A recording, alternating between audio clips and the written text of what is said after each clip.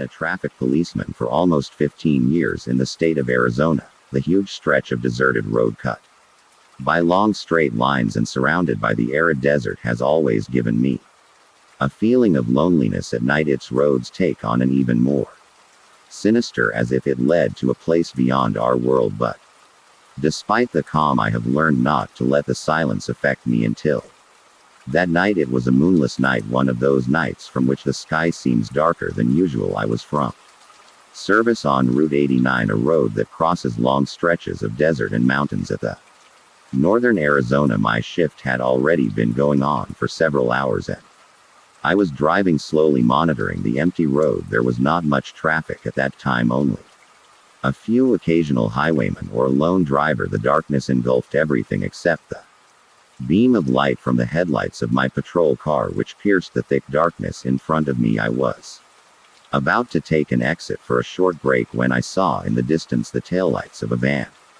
She was driving at the right speed. Nothing seemed wrong. I got a little closer just for a routine check. It was then that something unusual caught my eye. In the low red light from the brake lights, something was moving in the trunk of the van. I blinked my eyes, not believing what I was seeing there in the darkness. Through the outlines of the back door, I caught a glimpse of what appeared to be the silhouette of a child.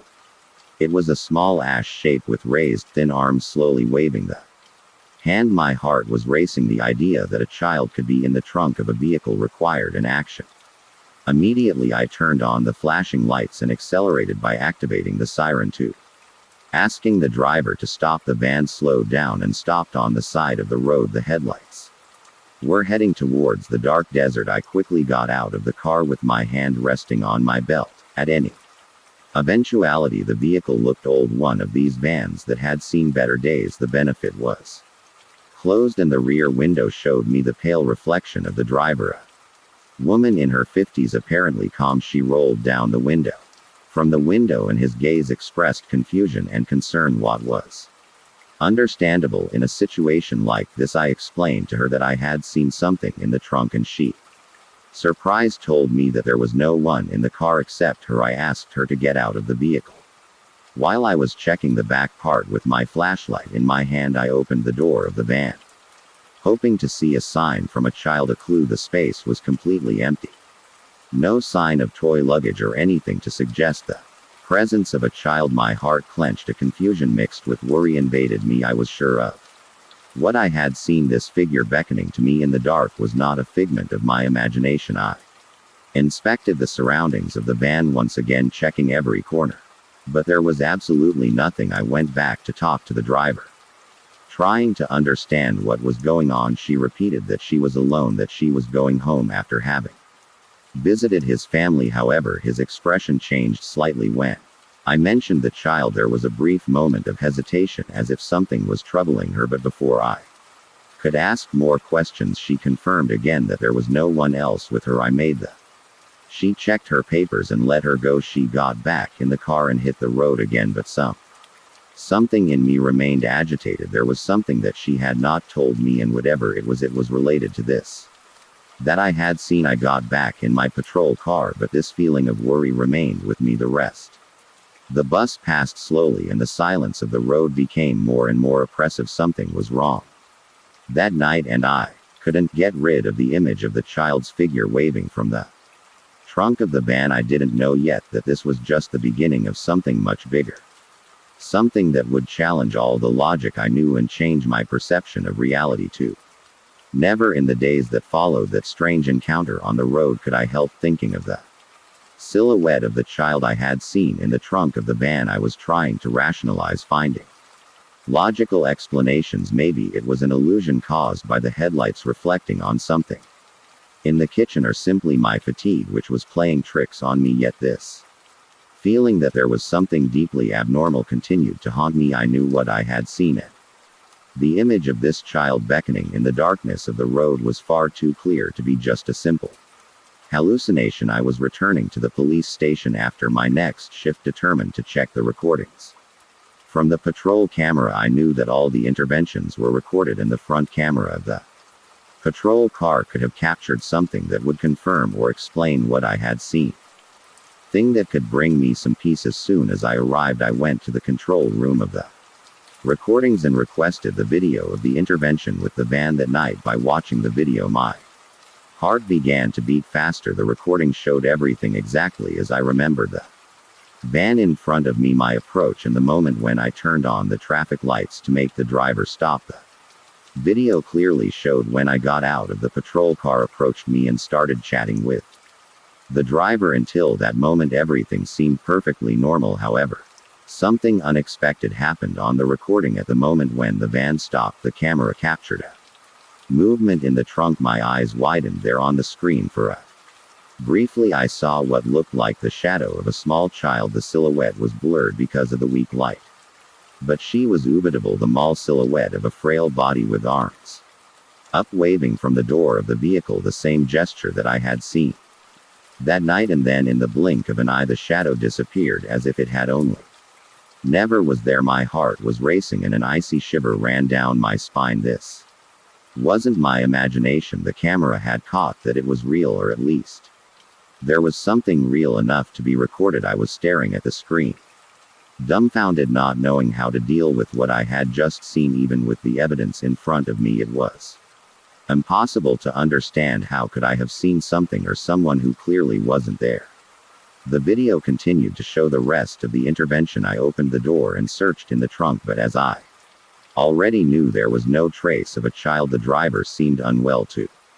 But until then, I had attributed this to the usual stress that people feel when they are stopped by the police. Now his expression seemed to indicate something else. It was as if she knew something that I couldn't understand. At that moment, I decided that I needed to know more about this driver. Something in this situation didn't make sense, and I was determined to investigate. I returned to the police station, and with the help of the intervention records, I succeeded to identify the vehicle and the driver. Her name was Lisa Turner, residing in a small town on the outskirts of Arizona. I checked the address, and under the pretext of following a standard verification protocol, I decided to visit her at her home. When I arrived at her place, the place seemed normal to me, a simple suburban house, nothing that can indicate anything in particular. I rang the doorbell, and the woman who it was the same as the one I had stopped on the road. Lisa seemed surprised to see me, but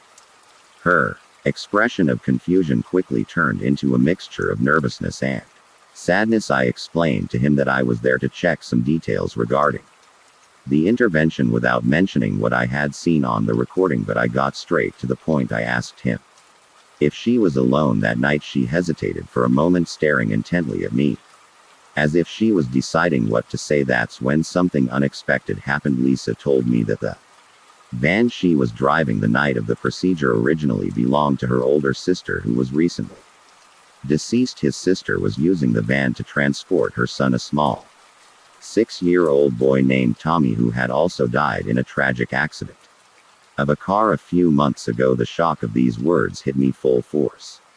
Tommy, a child, the son of Lisa's sister who had already died. She has started crying as she told me how the loss of her nephew had devastated the family. The van was a painful memory, but she had decided to keep it to honor Tommy's memory. At that moment, began to make sense in a terrifying way. The child I had seen in the trunk, the gesture of the hand, while was becoming clear in a disturbing way. What was there that night did not belong to this world. Until leaving the house, Lisa, still in tears, mentioned that she sometimes felt that Tommy was still present, as if it were related to the vehicle that he and his mother used. She only could not have explained it better, but the weight of these words confirmed what I was already dreading. The figure I had seen was the spirit of Tommy, still waving from the trunk of the van after leaving the house.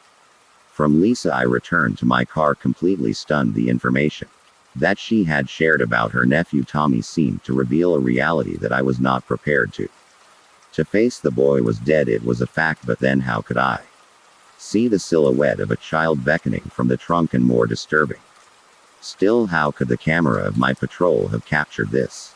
My mind was confused, and the silence in the car as I drove back at the police station seemed to crush me. There was no logical explanation for what I had seen. Ghosts of the spirits of the shadows of the past. I had never believed in this kind of thing. I Always been a man of science, of concrete facts, but now something beyond logic had crossed my route, and I could not ignore it. When I arrived at the police station, sitting in the restroom, still in shock, I was going over the facts in my head, trying to put the parts of the puzzle together. I knew I wouldn't be able to rest until I got an answer, or at least until I understood what it really meant. I picked up the video again, and for the 10th time I watched this silhouette in the trunk. It was a light shadow, and the movement was undeniable. A slow gesture, as if she was asking for help or saying goodbye. I went to my superior and told her, telling what I had found on the video without mentioning the supernatural aspect that bubbled up in my mind. He seemed intrigued, but without giving too much importance to the camera.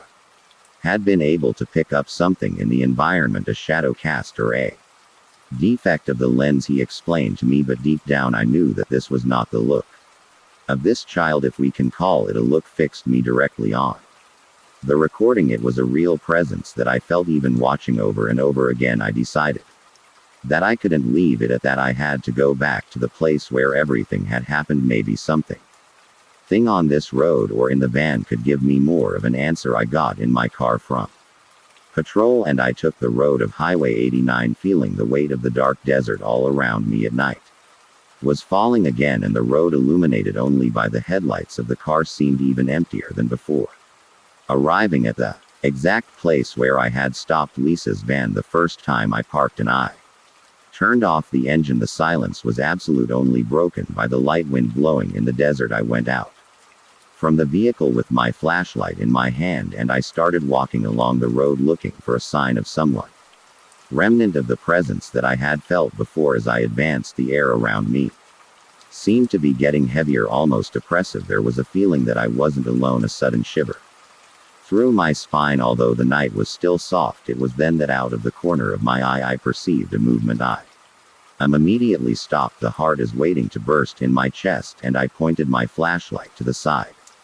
For a moment I could have sworn I saw the silhouette of a child running along the side of the road towards the desert. The little body, the arms beckoning to me. Once again my body froze, without knowing if I should follow or flee, but the figure disappeared as quickly as it had appeared, dissolving in the darkness like a mirage swallowed by the desert. My feet remained planted in the ground, and I took a deep breath, trying to process what I had just seen. I walked back to the patrol car, but the fear did not dissipate. I started the engine and drove slowly down the road. On the way back to the city seemed even longer. My hands were sweaty on the steering wheel, and every distant headlight turned into a silhouette on the road, even knowing that I was already far from the place where everything had product. I could not help but look several times in the rearview mirror, hoping not to see the silhouette of Tommy waving to me one last time. When arriving in town, the light of street lamps and urban lights brought me a brief relief, but something in me had already changed forever. I knew that I could never forget that night, and that somehow the spirit of Tommy would continue to be their prisoner of this deserted road, beckoning to those who pass by in search of something that will never come back. In the following days I talked about it with some colleagues without mentioning the supernatural aspect. They laughed, suggesting that it was the fatigue or maybe the loneliness of the long nights on the road that had played tricks on me, but I knew that there was something else, something that could not be explained or ignored, a link between this boy and the family van, one from the past who refused to disappear. I never saw Lisa's van again. Maybe she had decided to get rid of it, or maybe she had felt as I did that keeping her close to her was too painful a connection with something that no longer belonged to this world. But from time to time, patrolling the dark, empty Arizona roads, I can't help but glance in the rearview mirror and wonder, asking, is Tommy still there, waving to the next one who, hello, my name is Thomas Fuentes, and I have been a police officer for almost 8 years in Santiago in Chile. I spent many nights on patrol in silent streets and dark alleys, but I have always managed to keep calm in the face of strange situations. But that night something happened that shook my perception of the reality. It was a typical cold winter night in the capital, and the streets were almost deserted. I was on patrol with my partner Manuel Rios, an experienced policeman and always Pragmatic, we were on duty for the night tour monitoring a residential area in the suburbs of Santiago where suspicious activities had been reported recently, although nothing really significant was confirmed on. Quiet of the night gave the impression that it would be another quiet guard until something happened. Around 3 a.m. we received a radio call a resident had reported strange screams coming from an apparently abandoned house on the outskirts in an isolated street. That ended in C5. The man who had called was visibly upset, describing the sounds as terrifying screams that seemed to come from inside the house, but without any sign of anyone nearby. We stayed silent for a moment, exchanging doubtful glances. No one has lived in this house for years. All the world knew it. Some considered it cursed, a place of rumors and macabre history that were circulating among the former residents, but for us, it was not. Then one more old house. We received the exact address, and without delay, we got there. As we approached the house, the atmosphere began to change. The street was enveloped in a heavy, almost oppressive silence, as if the air itself was frozen. The house itself, found at the end of a narrow alley, its windows were broken and its dilapidated facade. No light was lit all around except the headlights of our vehicle, which pierced the darkness.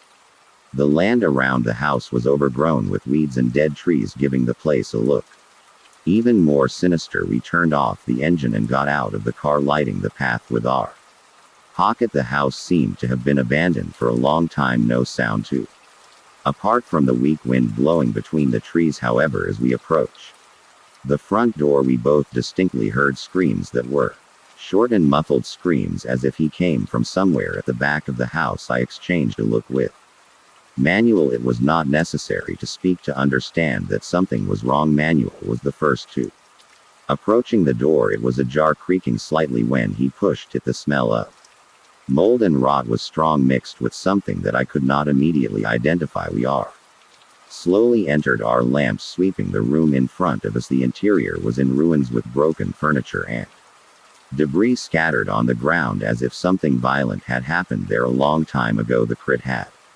stopped. All that was left was the sound of our footsteps on the rotten wooden floor. A feeling of unease arose, installed in me, as if something invisible was watching us. We have walked through the main living room, checking every nook and cranny. Nothing, any signs of life, nor anything that could explain what we had heard. That's when we found out what was going on.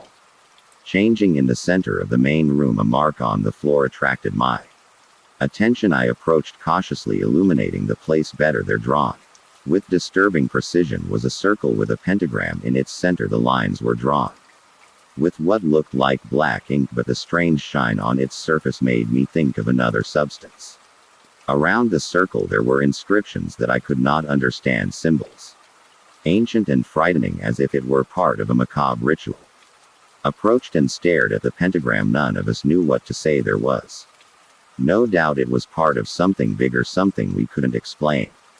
But outside the circle and the inscriptions, the house was empty. There was had no sign of who could have done this, and the screams shouted to them that we had heard a few moments earlier had simply disappeared, as if it had never seemed to. The inside of the house was heavy, dense, as if breathing became difficult. There was a palpable feeling of danger, something that we could not identify, but which was at every corner of this place. Manuel broke the silence, suggesting that we should get out of here, and called for reinforcements. I immediately stroked. We quickly returned to the car, but before leaving I looked back. The house was silent, but something in me said that we should not have entered there. Something terrible had happened in this place, something that was beyond our understanding, and deep down I knew that all this was far from over. As we walked away, on silence regained possession of the but, unlike before, this silence was even more oppressive, as if something invisible was watching our every move, waiting for the next step. We didn't know that this night was just beginning. After this experience in the house, I tried to turn the page and treat this event as another strange incident in the career of a policeman. However, something in me had changed. The image of with the pentagram and macabre inscriptions did not leave my mind. Every time I closed my eyes, I saw these precise lines, the strange brilliance of the substance that formed the drawing. There was something deeply abnormal with this And something that I could not explain but that I felt in every fiber of my being, was him also visibly shaken, although he tried to hide it during the next patrols. He avoided talking about this topic, and every time we approached this part of the city I could perceive a slight nervousness in his voice. It was as if we both knew that something unusual had happened, but we didn't want to admit it out loud.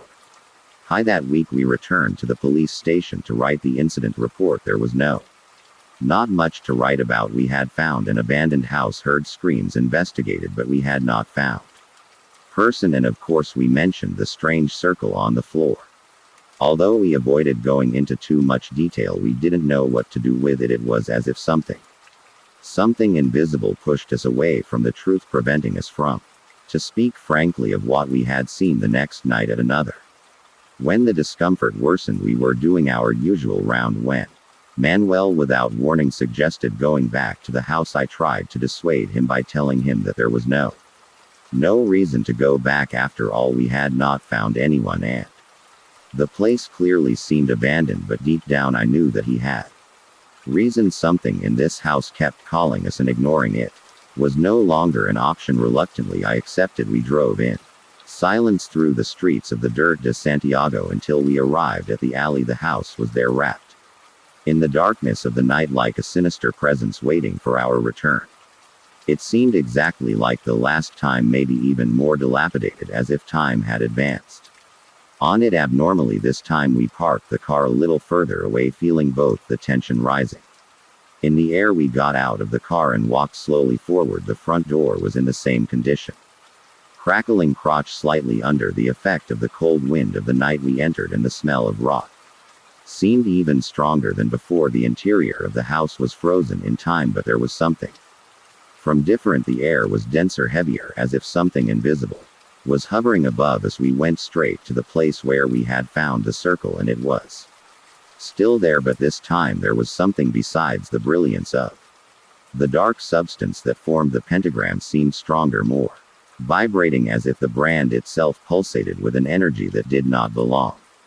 Not in this place. The inscriptions around seemed to have changed slightly. The lines were sharper, as if they had been recently reinforced. Manuel knelt down near the circle, analyzing the details with a intensity that I had never seen him before. He seemed fascinated, almost hypnotized by all this. While he was examining the drawing, I felt a strange presence in the room, something I couldn't see, but that I knew she was there. It was a feeling of being watched by something that was hiding in the shadows. It was then that the silence of the house was broken. From the bottom of the house, coming from a deep and invisible place, we heard a muffled noise. This was not a scream this time, but something much more disturbing. It was as if someone was whispering, a low and distant voice speaking in a whispered tone, but impossible to understanding. The sound reasoned against the walls, amplifying the discomfort that already dominated us. Manuel stood up immediately, his face now suffused with confusion and fear. The murmur continued and seemed to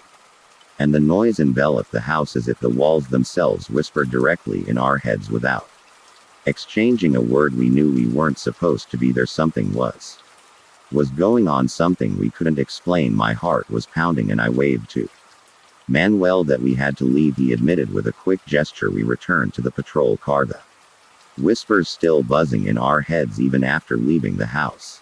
I was driving fast, eager to get away from this place as soon as possible. The silence between us was heavy, full of questions that neither of them knew how to formulate, let alone answer. That night something changed in me. It was no longer simply a matter of mystery or curiosity. What was in this house? What was hiding behind this circle and his screams? Was not of this world. I felt that we had crossed an invisible line, penetrated into a forbidden territory, and that now something was following us, something that we could not see. The days that followed were even more disturbing. Something was telling me that this was not over, and deep down I knew that we would soon be forced to return to this house to discover the truth that it contained. During the days that followed this visit, the weight of the unknown hung over me. I could not to get rid of the feeling that something dark had followed us since that night. The muffled whisper that we had heard seemed to resonate in my mind. The lines of the pentagram, the macabre inscriptions, and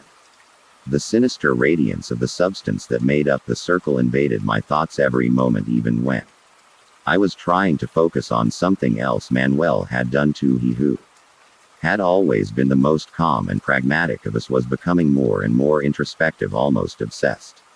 He no longer spoke about what we had seen in the house, but I caught him staring at the emptiness as if he was reliving mentally these moments. He was no longer the same, and to be honest, I wasn't. The more the mystery of this house seemed to have implanted something in us.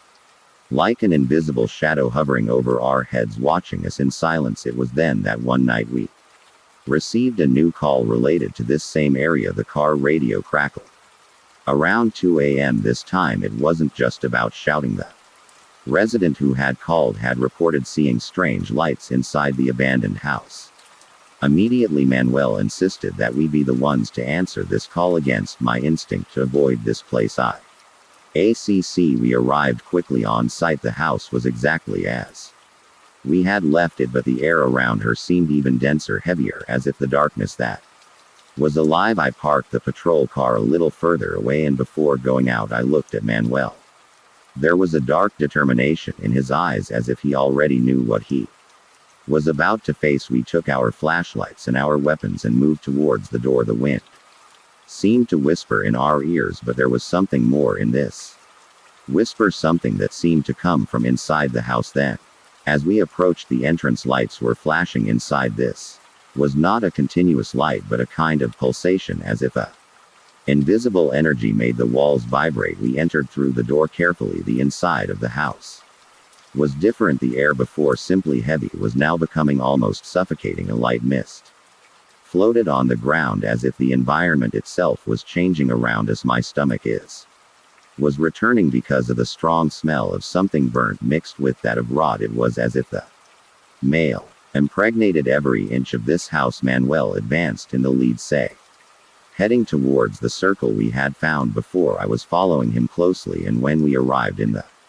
everything we saw made my blood run cold. The pentagram was still there, but this time it seemed alive. The lines shone intensely, and the dark substance that formed it pulsated as if it was moving slowly, spreading on the floor. The inscriptions around were now completely readable, although I could not understand the meaning of it. It was like words from an ancient language. In the air around the circle flickered, and the shadows on the walls seemed to move by themselves, transforming into a deformed and unrecognizable figure. It was then that suddenly the whispers returned. But this time louder. The voices came from all sides, risking in our heads. There were so many voices at once that it was impossible to distinguish what she was saying. It was as if the walls of the house pressed us, encircling us in a space that was no longer of this world. Manuel, however, did not seem frightened. There was something in his expression, something strange, as if he was in a trance. He approached the circle with his eyes fixed on the pentagram, completely ignoring the whispers. And this what was going on around us? I shouted his name, trying to bring him back to reality, but he seemed not to hear me. Suddenly the lights in the room began to flash violently, and the murmurs turned into a shrill scream that seemed to tear the air apart. The ground was shaking under our feet, and the darkness around us was beginning to close. The shadows on the walls seemed to transform into contorted human figures in agony, as if they were prisoners of an eternal cycle of suffering. Manuel fell to his knees with his eyes fixed on the center of the circle, while the pentagram pulsated with even more intensity. It was as if the energy of this house sucked his life. Despair rose in me. It was necessary that we were leaving here, but something was holding back, something that we couldn't see. I ran to him, trying to pull him out of the room, but his body seemed as heavy as an anchor. Finally, with all my strength, I managed to pull him away from the circle. As soon as I had taken him out of there, the atmosphere around us seemed to change. The shrill scream ceased, and the shadows on the walls began to dissipate slowly. We ran out of the house without looking back at the air. Cold of the early morning enveloped us. As we crossed the manual portal was pale. He could barely talking, but the trance he had invaded had disappeared. We got into the patrol car and left as quickly as possible. We did not exchange a word during the rest of the night. We knew that what had happened in this house could not be explained or understood. Something dark and ancient Was at stake something that should never have been awakened since that night neither Manuel nor I are ever to go back to that house, and to be honest I hope I never have to go back to what was there. Was not human, and whatever it is it's still there in train.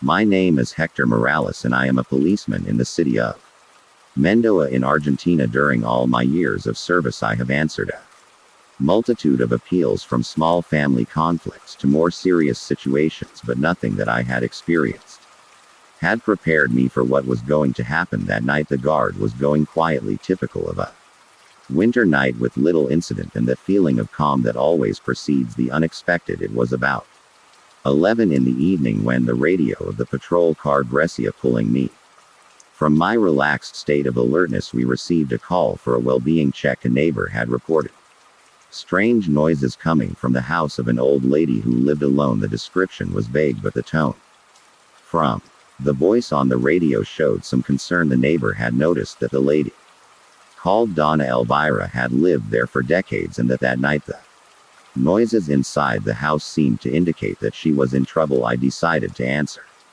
immediately on the call. The address was not very far away, but the location itself already gave off some discomfort. The house was located in an area further from the center in an old neighborhood of Mendoza, surrounded by tall trees and an atmosphere frozen in time. I drove to the house through narrow and poorly lit streets, feeling the silence of the night invade me. During the journey on arrival, the feeling that something was wrong intensified. The street was completely deserted. The streetlights were flashing, casting dancing shadows on the old houses that seemed abandoned by time. The house of Donna Elvira was plunged into darkness. The rusty iron gate was ajar, creaking slightly under the effect of the wind, and the atmosphere around was heavy, as if the air himself was carrying an invisible mystery. I got out of the car, I took my flashlight, and I headed for the entrance. The silence was total.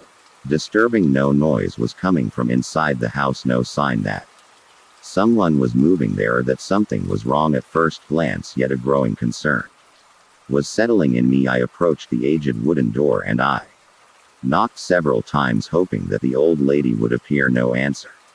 I waited for a while and then I hit again, this time harder, calling him by name. Nothing. The discomfort was getting worse. I decided to check if the door was unlocked, and with a slight push it opened slowly, creaking, and ominously the darkness inside the house was deep, almost stuffy. I turned on my flashlight and entered carefully. The interior of the house was as old as its facade. The furniture was covered with a thin layer of dust and the smell of mold permeated the air. It seemed that the house had not been visited since for a very long time. With every step I took, the squeaky wooden floor resonating.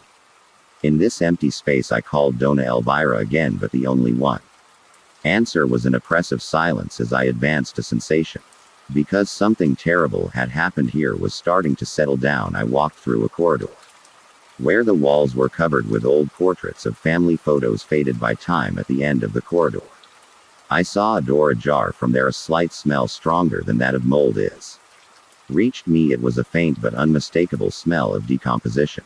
With trembling hand I pushed open the door slowly and lighting up the inside of the room, my eyes fixed on what seemed to be Donna's body. Elvira lying on the floor next to an old armchair. It was obvious that she was no longer alive. His body was stiff in a strange position and his face reflected an expression of despair, frozen in time. A shiver glacial ran down my spine. I checked his pulse and confirmed the obvious. She was dead, but what intrigued me the most about the scene, there was no sign of a struggle or violence in the room, just the inert body of an old lady who seemed to have fallen there by herself. It was then that a question forced itself on my mind and didn't want to come out of it anymore. If she was dead, who had called the police? A worry was growing in me.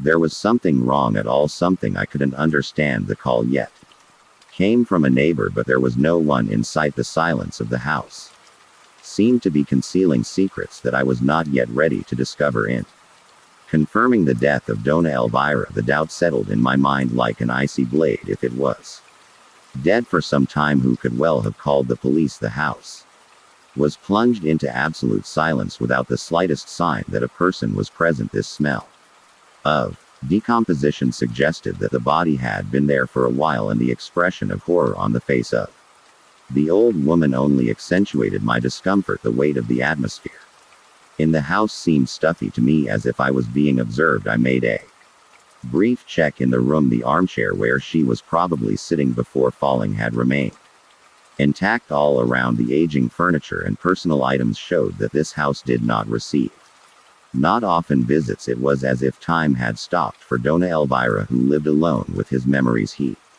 There was no sign of a break-in or a struggle, which suggested that she had simply died here alone. The first thing I thought about was going back to the patrol car to call for backup. I needed someone to help me record the scene and check the call, but the ambient silence and this dark decor left me with the impression that something bigger was brewing. I checked the radio, confirmed the location, and asked for support, hoping that the presence of my colleagues would alleviate the pressure that I was feeling. Then I walked out of the room and started looking around the house for clues, something that could explain what had happened. By exploring other rooms, the house was gradually revealing its history of the old portraits of the books covered with dust and furniture that it seemed had not been touched for years. I walked to the kitchen, and on the table I saw an old telephone framing. One of those seemed to belong to another time. I stared at him for a moment. The call. Mysterious, still reasoning in my head, how could someone have made this call? I passed my lamp torch on the ground, trying to find traces of recent movements. Nothing. The only prints visible in the dust were mine. The whole house looked frozen in time, as if no one had moved here for days. There was something deeply disconcerting in this situation, something I could not explain. The minutes passed in the presence of support policeman was becoming necessary. My mind was trying to rationalize what had happened. Maybe the neighbor had alarmed for some reason, but why no one had come to check what was going on before calling the police, and especially why was the smell of decomposition so strong? He was obvious that Dona Elvira had been dead for well over a few hours. That's when my mind began to contemplate the impossible. There was something deeper in this scene, something that gave me the impression of being caught in an invisible canvas. The old photos of the elderly lady with her family from a time bygone days seemed to be staring at me, as if she were hiding secrets that should not never to be revealed. A shiver went through me at the thought that this house, she herself, contained something sinister. Crossed my mind, but it was irrational, wasn't it? After all, I had been trained to deal with facts, not superstitions. The others policemen finally arrived, breaking the oppressive silence with their voices and their lamps. I explained what I had found and how the situation seemed strange to me from the very beginning. Together we returned in the room where the body was, and again the scene was enveloping us. One of the colleagues called the medical examiner, who confirmed that it would be necessary to carry out an autopsy as soon as possible to determining the cause and time of death. While we waited, the questions continued to swirl in my head. Who had called the police that night? The neighbor who had passed the call, then disappeared without showing up. Where was there anything else in this house? The coroner arrived after a while and quickly examined the body. He too felt the heaviness of the air in this house. Her look said what I already suspected. This woman had been dead for more of 24 hours. Impossible. Did I think the call had taken place only 1 hour before I got home, as the body was being transported for the autopsy? The feeling of mystery was thickening. There was no simple answer, just the uncomfortable silence of this abandoned house. I went back to the car and reviewed the recordings of the call. Everything was in order. The call was legitimate. But despite this, the big question hung over me like a shadow. If she had been dead for so long, who had actually called the police that night? The results of Dona Elvira's autopsy arrived the next day, and they confirmed what the coroner had already suspected. She had been dead for at least 36 hours. The cause of death was a heart attack. There was no sign of violence or any indication that someone was with her when this had happened. All pointed to a natural death, except for one crucial detail that continued to hammer in my mind. That had called the police the night before. I spent all day thinking about home at the old lady, and at that call something was wrong, but no logical explanation presented itself. I went back to the police station and tried to review the details of the file. The report said the obvious: an elderly woman Living alone died of natural causes, yet the mystery around the call. It haunted me, preventing me from moving forward. What was even more disturbing is that despite the isolation of the house, no neighbor had come forward since the previous night to provide explanations or asking questions about the lady. The whole neighborhood seemed shrouded in a kind of silence.